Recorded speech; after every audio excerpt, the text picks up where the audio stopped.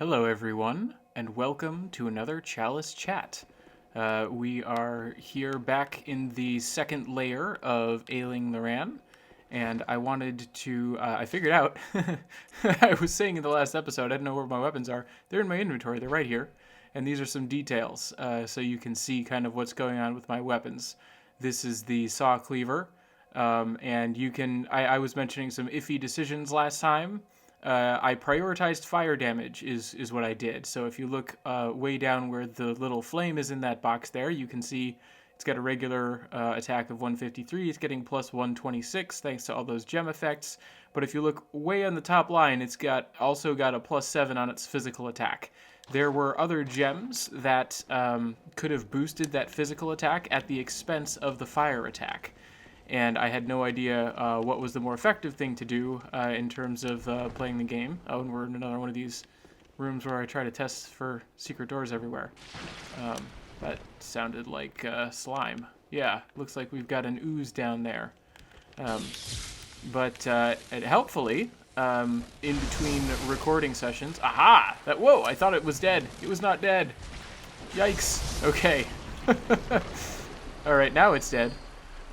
Anyway, helpfully between recording sessions, I had an incredibly useful YouTube comment from someone who has apparently really put a lot of time into mastering the Bloodborne attack and gem weapons system.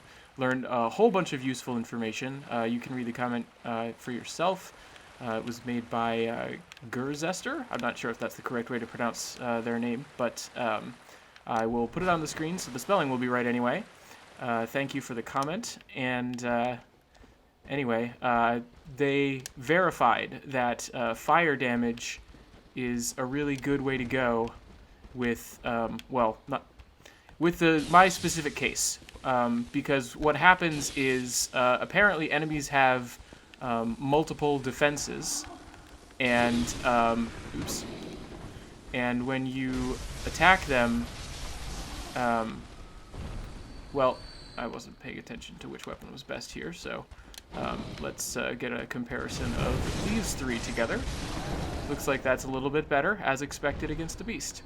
So there we go. But anyway, they have the enemy's physical defense will reduce the physical damage, and their fire defense will reduce the fire damage. And so if you have the damage split, the enemy's physical defenses may be so strong that you're basically adding 1 or 2 points of damage on top of your elemental damage. Whereas if you stack everything into the elemental damage, you get the damage reduced by a static number, and the rest is all added on. So, charging into potential enemies. So that, I think, was the one of the important takeaways from that comment. Another is just related to the blood gem system in general. It's sounding more and more like I keep wanting to do the blood gem, the translation-born blood gem special early, but it's sounding more and more like I need to wait until I'm a lot further along in the game before I really focus on that. And all right, I think I've been focused on that for a little while, so let's focus on the dungeon a little bit more. We've got we can sneak up behind someone there, or we could go up the stairs.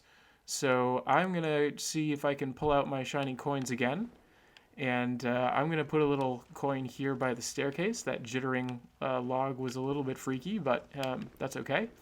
And then switch back to my pebbles, which I should pull more of my pebbles out of storage. And ooh, I imagined a guillotine trap. I'm now imagining a boulder trap. Sometimes these staircases, I think we've seen it in Tumaru, an enemy will push a boulder down from upstairs. But that does not appear to be the case here. That's, alright. These enemies appear to be more susceptible to my Tonitrus. Well, I haven't actually tested that. They just, that fire damage was not as significant as it was against the beast-type enemy. I don't know if the Tonitrus will make up the difference. But let's check some of these passages here. I'm listening. I'm hearing some clanking noises. I'm hearing an attack noise now, so there's definitely something above me. I don't know if they've got a boulder to roll at me, though. So, hopefully... Ooh, I thought... just the way I approached that, I thought maybe I had discovered an illusory wall. But in fact, no, it was a large number of cobwebs. All right, since we're going up immediately... Oh, look at this. Look at this. Ha-ha! There goes the boulder. Looks like it took out some of the enemies for me as well. I wonder if it broke something open over here. No, it did not. Oh well, that would have been neat. I don't think they do that necessarily in this one. Oh, hello. Whoa! Yikes! I was not expecting a werewolf to jump down. I expected something. I heard something jump down. I did not expect it to be a werewolf. But I am glad I didn't switch to my Tonitrus in the process of doing all that. Once again, I'm reminded I should have healed myself first. Oh well, because that way you keep the blood vials on hand where you need them. Oh, perfect. Uh-oh. That red spider is really bad news because I've been doing a lot of talking. Uh-oh. See, I knew it was going to attack from the left. I didn't think. All right, that downs the red spider, and I got hooked. All right, let's dodge this way, and my buff wore off. But I think unbuffed, that's doing like in the same realm of damage as the saw cleaver was doing, and buffed, I imagine the Tonitrus would be a little bit stronger. We can confirm that in a second here. Oh, good, perfect. Please stand up. And all right, buff Tonitrus is 387. Wear off, please. Wear off. All right. And miss, and I missed too. You attack, are you going to do your third one? No. Alright, so 261, just straight, and fire saw cleaver, 207. So, yeah, the Tonitrus is the way to go on those guys. There you go. Also learned some interesting things about my stats going forward from this comment, which was... mostly that there's going to come a point where I'm going to have to choose between if I really want to go for the hunter tools or if I want to really focus on the Tonitrus. And I don't know. I've got a little time before I have to make the ultimate call, but at the moment I'm leaning Tonitrus. Whoa! Yikes! 2 red spiders. Okay. This is what happens when I ignore them, is they all build up, and there's going to be a whole ton of them. Because as we've seen several times, they are almost certainly being summoned by a bell ringer. So what I'm going to do is I'm just going to ignore them and see if we can't find the source of this threat. And as I started to say, uh-oh, so much for ignoring them and finding the source of the threat. As I think I started to say a while ago, the fact that we went up immediately. Oh, this is interesting. I hear a bell though. I think we're going in the right direction. Maybe not. Maybe not. Okay. There's a lot of you. I see that. I respect that. I'm gonna just keep moving though. That's what I'm gonna do. I'm gonna file this room away for later. I don't know why I did that jump, but I did. And come over this way. And this does look like a bell ringer room, and there's a bell ringer. So let's quickly take you out. Oh no! Oh no! It's the weird draw me in attack. Okay, I have enough HP. I'm also checking over here for another bell ringer, which I am not seeing. Although I did see a giant fireball, which makes me think we have one of the arcane haze bugs down there, or something, because they're the ones that fire meteors. However, that should deal with the spiders. I'm going to move away from this because giant fireballs.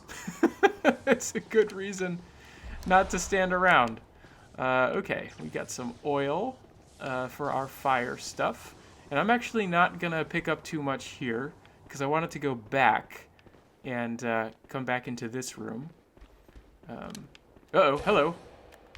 All right. This was a lot less scary than it could have been. Because the spiders are gone. I remembered I was thinking there would be no one, but I forgot about that one dude. Alright, so now we're coming back this way.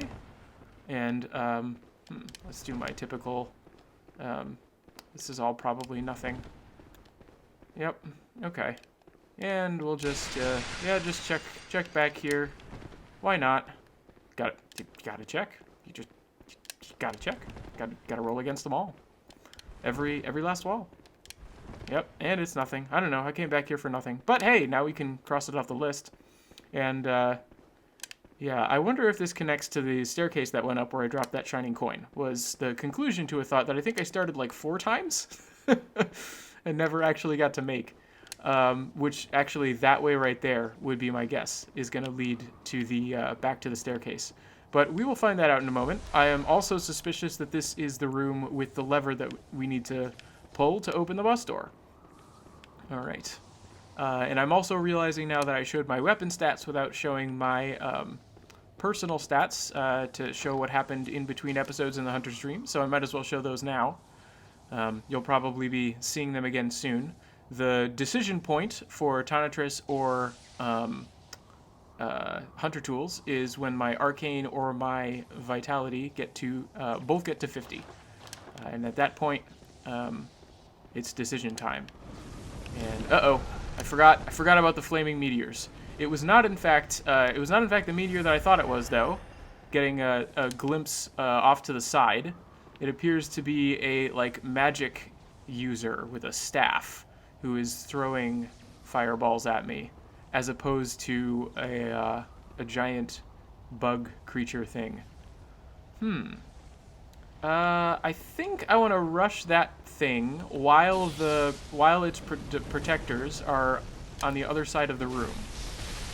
Uh-oh.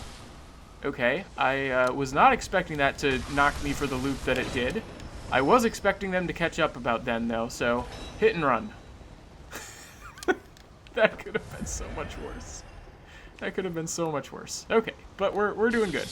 We're doing good. All right, you're going to probably attack at some point. There it is. And now you're going to get hit is what you're going to do. And you get interrupted by me, which is like my favorite thing, is when enemies get interrupted by me. So I can just swing my weapon and until they die. And wow, there's a bunch of you down here. Also, it looks like I was in fact correct. Yikes, I see that. I dodged away in time. I didn't think I was going to make it, but I did. Anyway, I'm seeing the lever down there, so that's confirming that we've come the right way. And I am pretty sure... Alright, that'll probably kill you. And I'm pretty sure we're going to come out on that staircase. The little maneuvering, alright. And I was actually... When I pressed the button for the weapon buff, I wasn't planning on the transform attack, which, helps explain why it misses. Or missed, past tense. But that worked out. After I pressed it, I thought, well, it'll probably be fine. And it was. Okay, so, polearm swinger. It hit me. I am somewhat astonished because I saw that giant wind up and thought I'd probably be fine. I was not fine. Neither is this thing, though. Goodbye. Let's see what the shaman here dropped. If in fact it is a shaman. I don't... Hard to tell now. It looked kind of like the lizard shaman from Dark Souls, but I think that's why I say that. This is reminding me of something else I wanted to address verbally, because I addressed it in one of my notes. We have our cold blood flower bulb, I think is the official translation. No. This is Mebai. I can read. There's a reason I do this series. This is the bud. So let's actually go to the inventory now that I'm remembering this, and we can show the 2 different levels. Well, in theory, here we go. So this is what we just picked up, the bud, and then this is down here. I wonder if the image gets bigger here, so you can see it's actually growing, which is super cool. And the nice thing about I think bud to bulb is the official translation, which I don't think from a relatively quick search on the internet, I don't think that's actual good plant terminology, because I think a bulb is actually like a kind of seed base. It's like seed as opposed to bulb. whereas this is what you would typically, I think, call a bud, where you've got the flowers not open yet. And then this is the sprout, more literally. So I don't know to what extent, but then again, I'm not necessarily steeped in how flowers work in the real world, so I could be wrong about that. But it's an interesting point. I'm reminded of the point to make after I've made it and pulled the lever. So we have the ritual blood here, which we don't have 1 or 2 right now, because I guess we made a bunch of chalices with it. But we have ritual blood 3, ritual blood 4, ritual blood 5. It's all identical. Tomb mold 3, 4. There's probably 5. I don't know. But over here, we've got an actual not 1, 2, 3, 4. We've got an actual progression in name for the plants, which I think is kind of neat. Because the numbering thing is kind of confusing. I think I mentioned that back in one of the Chalice chats I did with Greg, that the number material thing is it's like you pick up a number and then they've got a number associated with them, and when you need ritual blood, you can't be sure what level of ritual blood all the time, so it can get just a little confusing. But and it just doesn't stick in your mind the way like bud to bulb does. I mean, granted, those don't exactly stick too strongly in your mind either, but that's okay. That's they do a little bit better, I think, than just a number. All right, now this is my theory: is that we're going to come out on the top of the staircase and come down and find. My theory may need some work. My theory was that we'd come down and find the shining coin that I dropped before, but it does not appear to be accurate. Interesting. Is this another one of the... No, there's a dead enemy here. So this is a path... This is... I've totally retraced my steps. So it looks like... well, you can see why I get lost in the Chalice dungeons. I have no sense of direction. So we came in, we had that turn... We had this room, and that was that. And I checked a good number of walls for illusions, so it looks like we still have another path to go down to get where I dropped that shining coin on the other level, which, I don't know, might loop back in a way that I wasn't anticipating, might just be somewhere totally different. There's my shining coin, and I already checked out on that side, so we're going to come up here. And, oh, yeah, looks like this is just totally new. Look at all this fog. This is pretty cool. Oh, I didn't even see this. If there had been an enemy in that one, they would have definitely gotten me. Okay. Looking for traps. Looking for alcove enemies in the mist. Not seeing much. And, it's been a while since I've triggered one of these, like, center of the square traps. I wonder if this is one of those rooms. Is there one of the sages down here? I'm not seeing one. Is this how I came in? Is this how this all started? Because I think that looks like a blood spatter. This might be how this all started. I might have just gone in a big circle that I do not fully understand. Oh no. All right. Yeah. I definitely went in a big circle that I do not fully understand. This is, Okay. Okay. This is how I came in. And then I went to the staircase. So where was the path that went down? I know I went down it. That's where we came out. We deliberately... Oh, it's because this room has 2 levels. It did connect. It did connect, and I just didn't realize it. So when I went up here and said it didn't connect, it in fact... Where are you? It in fact did. It just tricked me because it goes all the way around before it connects over here in a giant circle. Okay. Okay. Well, no. Not okay. Not okay. Why am I doing this? I'm clearly not a pro. What are they called?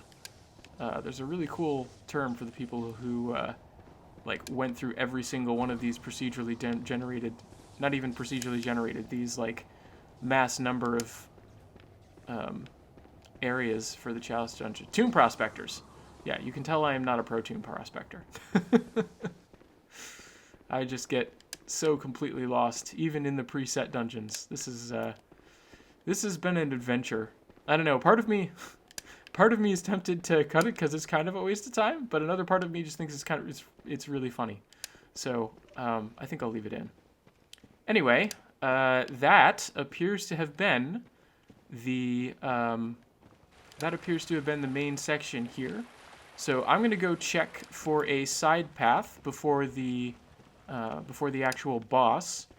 And if there is one, I will probably... It's been a relatively short episode, but I'll probably call it early. Just because I feel like if I actually want to fully explore if there's a side path and I want to fully explore it, it's going to go long. If it's just the boss, we'll give that a shot. Oh, yep, here we go. I'm already seeing... This is a short hallway, and they've got a side path over here.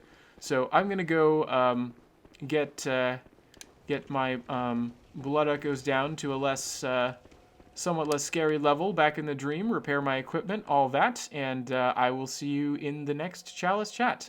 Until then, thanks for watching, everyone. See you next time.